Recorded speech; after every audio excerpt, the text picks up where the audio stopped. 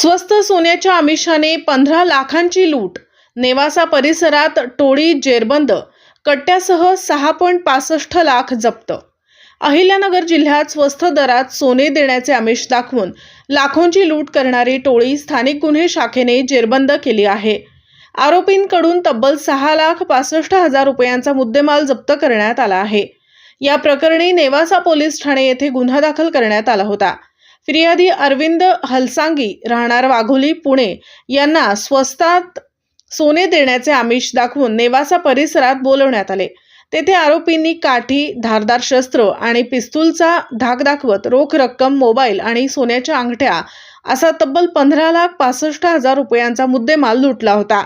Police अधीक्षक सोमनाथ घारगे यांच्या आदेशानुसार स्थानिक गुन्हे शाखेचे पोलीस निरीक्षक किरण कुमार कबाडी यांच्या पथकाने सापळा रचून शेखर उर्फ बंटी संजय पाडळे आणि किरण बंडू काळे यांना ताब्यात घेतले.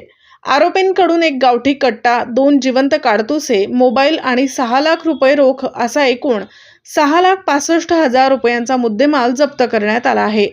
या टोळीतील इतर साथीदारांचा शोध सुरू आहे.